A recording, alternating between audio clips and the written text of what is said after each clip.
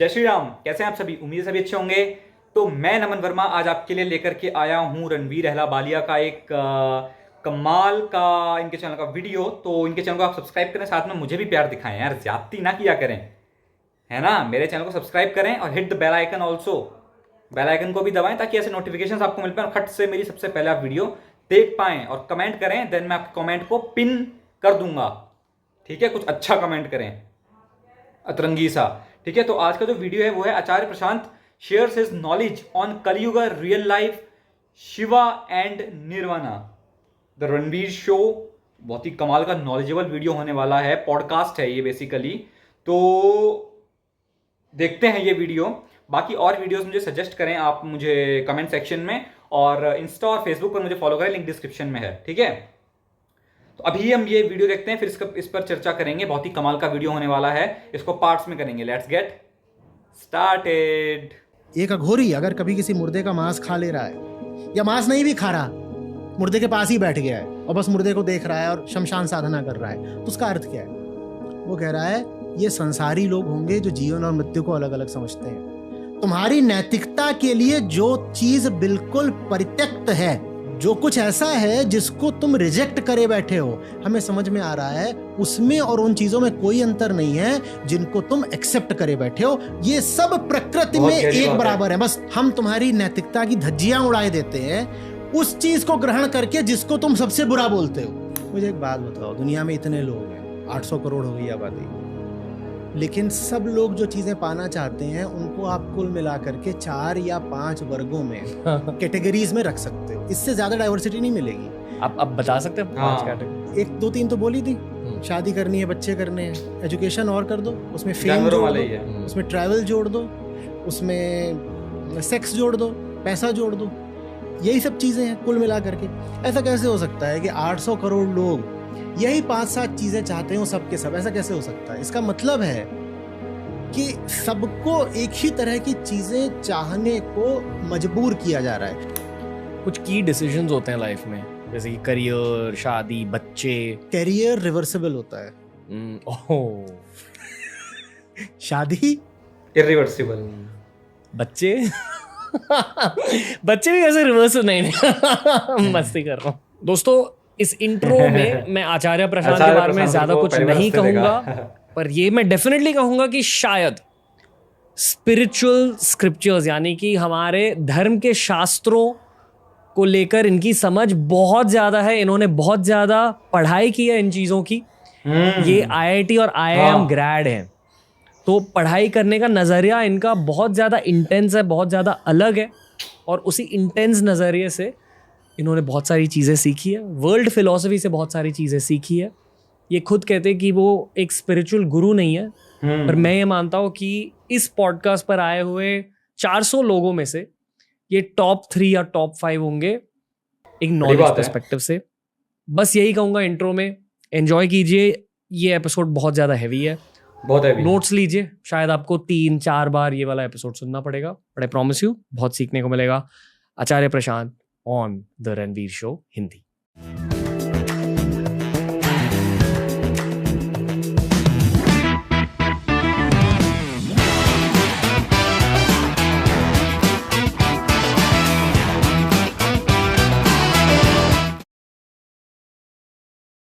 आचार्य प्रशांत sir, TRS में आपका स्वागत है।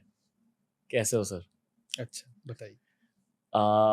बहुत अजीब चीज हुई जस्ट। मैंने एक्चुअली सोचा था कि इंग्लिश में स्टार्ट करेंगे और स्टार्ट करते ही हिंदी निकलने लगी, तो ये TRS इंग्लिश होने वाला था पर TRS हिंदी बन गया।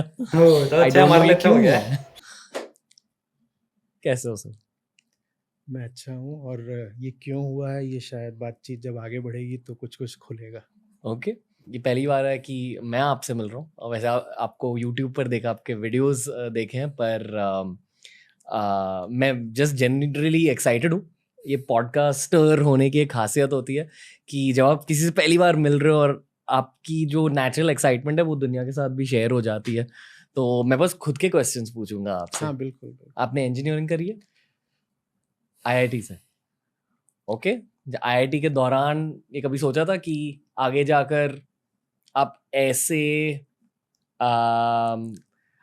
मैं क्वालिटी ऑफ लाइफ नहीं कहना चाहता हूँ, पर ऐसी आइडेंटिटी होगी आपकी दुनिया में, कभी ऐसा सोचा था? आगे के बारे में बहुत मैंने न तब सोचा न आज सोचता हूँ, मैं सोच फ्यूचर पाता है, ही नहीं हूँ। फ्यूचर ओरिएंटेड नहीं होना हाँ, चाहिए, सही बात है। एक धुंधली सी रोशनी आगे तब भी दिखाई देती थी और अभी भी अगर देखना चाहूँ तो दिखाई देगी, लेकिन उस रोशनी में आकृतियाँ क्या छुपी हुई हैं, डिटेल्स क्या हैं, जानने की वो कोशिश, पता करने की कोई ज़रूरत कभी लगी नहीं। सही बात है। तो भविष्य में क्या बनना है, क्या होना चाहिए, ऐसा मैंने कभी सोचा नहीं। क्या ज़रूरी है दुनिया में करना, वो तब भी दिखाई देता था कि दुनिया का जो आकार प्रकार है, स्वरूप है, जैसी दुनिया बनी बैठी है, उसमें बहुत कुछ है जो नहीं होना चाहिए। तो उसको बदलना है, उसको चुनौती देनी है। वो चीज़ तब भी थी, वो आज भी है। बस आज मेरे पास तरीके हैं और एक व्यवस्था है और शायद ज़्यादा स्पष्टता है जिसके साथ मैं काम कर सकता हूँ। उस रोशनी के बारे में थोड़ा सा बताइए सर। देखो, अंधेरा है अभी, उसी अंधेरे के संदर्भ में कह रहा हूँ कि आगे रोशनी दिखाई देती है। और अभी कितनी तरह का अंधेरा है ये क्या बताऊँ, ये तो सबको दिखता है, मुझे भी दिखता है, आपको भी दिखता होगा। पूरी दुनिया अभी जिस हालत में खड़ी हुई है, आदमी के अंदर की हालत देख लो, चाहे आदमी के बाहर की दुनिया की अभी जो हालत है उसको देख लो। अभी यहाँ पर मुंबई में उतरा हूँ और जिस तरह का कैओस है, अराजकता है सड़क पर, वो देख ही रहा हूँ। मुंबई की बीच है और गोवा की बीच है, कितना ज़्यादा अंतर है। देख रहा था होटल की खिड़की से और सोच रहा था कि जब जो औसत तापमान है वो 1.5 डिग्री सामान्य से अधिक है अभी, और जब वो सामान्य से 3 डिग्री 4 डिग्री 6 डिग्री अधिक हो जाएगा तो ये बीचेस बचेंगी क्या, ये शहर ही बचेगा क्या? और शहर को किसने ख़राब कर दिया? शहर खुद को ख़राब करने स्वयं तो आया नहीं, शहर में तो कोई चेतना होती नहीं, इंसान ने उसको ख़राब करा है। तो इंसान के चेहरे में, इंसान की आंखों में, इंसान के मन में ही ऐसा कुछ है ना जिसने इतनी प्रजातियां विलुप्त ही कर दी। अब आप ये समझो कि पिछले 40 साल में जितनी प्रजातियां विलुप्त हो गई, जितनी स्पीशीज़ एक्सटिंक्ट हो गई हैं, उतनी पिछले 40,000 साल में नहीं हुई थी। इंसान ने ये कर रखा है, इंसान का कमाल मैं है। इसको कह रहा हूँ, ये आदमी के अंदर का अंधेरा है जो बाहर की दुनिया में भी तमाम दिखाई दे रहा है। अब वहाँ पर न्यूक्लियर वॉर की धमकियाँ दी जा रही हैं, रशिया यूक्रेन, बिल्कुल। डिप्रेशन एक एपिडेमिक बन के खड़ा हो गया है। ये सब कुछ मानव इतिहास में पहले कभी नहीं देखा गया। जितना आज आदमी तनाव में है और भीतर से जितना टूटा और बिखरा हुआ, इतना पहले कभी थोड़े ही था। विनाश के जितने करीब हम आज हैं, इतने पहले कभी थोड़े ही थे। जितनी प्रजातियां हमने काट दी, जितने जंगल हमने साफ कर दिए, क्लाइमेट चेंज जो हमने लिए अपने लिए एक बिल्कुल मास एक्सटिंक्शन की तरह, हमने 6th मास एक्सटिंक्शन की तरह खड़ा कर लिया है, वो इतिहास में पहले कभी नहीं हुआ। तो यही वो अंधेरा है जिससे हम घिरे हुए हैं। इसी अंधेरे के पार रोशनी है, मैं जिसकी बात कर रहा था, उसी की ओर कोशिश कर रहा हूँ कि मैं बढ़ूँ, हम सब साथ बढ़ें। क्या रोशनी भगवान होती है? अंधेरा माया होता है। अंधेरा तो आगे क्या है उसको बहुत ज़्यादा नाम देने की मेरे अनुसार कोशिश करनी नहीं चाहिए। नाम देना चाहे तो दे सकते हैं, अपनी स्वेच्छा पर है, पर ज़्यादा आवश्यक ये है कि ये जो अंधेरा है ना, हम इसको पहचानें, इसकी तहकीकात करें, इसकी जड़ तक पहुँचें। अंधेरे में घिरे घिरे अगर हम भगवान का या दैवीयता का, गॉडलीनेस का, डिविनिटी का ज़्यादा नाम लेने लगते हैं तो वो भी अंधेरे के बीच एक कंसोलेशन, एक सांत्वना बन जाता है। फिर आप अंधेरे में ही रह जाते हो, लेकिन शब्दों का, बड़े बड़े शब्दों का इस्तेमाल करने लगते हो, उससे कोई लाभ होता नहीं। आपने अभी अभी माया की बातें करी। मैं आपके अंदर के इंजीनियर से एक्चुअली पूछना चाहूँगा माया क्या होती है? एक वर्चुअल रियलिटी की सिमुलेशन है हमारे आसपास? इज इट ट्रू कि हम एक सिमुलेशन में जी रहे हैं? क्या है सर, बताइए सच क्या है? जो सच नहीं है उसको माया कहते हैं। ओके जो सच नहीं है पर सच जैसा लगता है। आपको जिंदगी में धोखे हुए हैं कभी? जी, जो पूरी दुनिया है सब माया है। धोखा होने के बाद साफ साफ लगा हो ना कि पहले जो बात ठीक लग रही थी, सच्ची लग रही थी, वो सच्ची नहीं थी, तभी तो धोखा हुआ ना।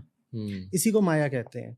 इस क्षण में चीज बिल्कुल वास्तविक, सच्ची, रियल लग रही है, और वो है नहीं जैसी वो लग रही है। इसका मतलब ये नहीं कि बाद में भी कभी आपको पता चल जाएगा आवश्यक रूप से कि वो चीज़ वास्तव में कैसी थी। हो सकता है आपको कभी भी पता न लगे कि वो चीज़ सचमुच कैसी है या वो चीज़ वास्तव में है भी कि नहीं, whether that thing even exists. लेकिन उसके नकली चेहरे 100 आपको एक के बाद एक मिलते रहेंगे। असली चेहरा हो सकता है कभी ना मिले, और हो सकता है, मैं कह रहा हूँ, कोई असली चेहरा हो भी ना। तो जो नहीं है उसका असली प्रतीत होना माया कहलाता है, और जो है उसका होते हुए भी न दिखना माया कहलाता है। चीज है, सामने है, या अपने भीतर ही है पर पता नहीं चल रही है, उसको माया कहते हैं। तो माया इन दो चीजों को कहते हैं। ओके तो गाइस अभी इसका एक पहला पार्ट लेकर के आया हूँ मैं, इतना ही करते हैं। इसको नेक्स्ट वीडियो अगर आप कहेंगे, जानने के लिए बहुत कुछ है इसमें, नॉलेज का भंडार है, पूरा नॉलेज का सागर है, तो मैं इसका और पार्ट भी लेके आऊँगा। तो देखिए इन्होंने यही बताया माया का अर्थ। तो माया का मैंने अपने पिछली वीडियोस में भी कहा है कि माया क्या है, जो आपको दिख रहा है किंतु वहाँ पर है नहीं, वही माया है। तो जो भी आप कह सकते हैं कि जो भी कुछ आपको दिख रहा है अपनी आँखों से, दूर दूर तक जो भी आप देख सकते हैं वो सब माया है, ठीक है। जो आपके मन में है चीज़ें वो वही हैं जो आपने आज तक देखी हैं या तो एक्सपीरियंस की हैं। तो जो मन में है वो भी माया है, ठीक है। भावनाएं भी जो आपके अंदर आ रही हैं वो भी माया से ही प्रोत्साहित हैं। तो आप माया से घिरे हुए हैं और माया को ही सच समझते हैं, ठीक है। तो ये एक डीप कॉन्सेप्ट हो जाएगा माया का, भगवत गीता की तरफ फिर बात चली जाएगी। तो ये जो हैं वेदांत के बहुत अच्छे हम कह सकते हैं एक गुरु हैं। अद्वैतवाद जिसकी बात मैं करता हूँ, तो वो तो खैर गुरु ही हैं इसके। एक ईश्वर है, बिल्कुल, इसमें कोई डाउट नहीं है। ये चीज़ें हैं, जो चीज़ होते हुए भी हमको दिखाई नहीं दे रही वो भी माया है।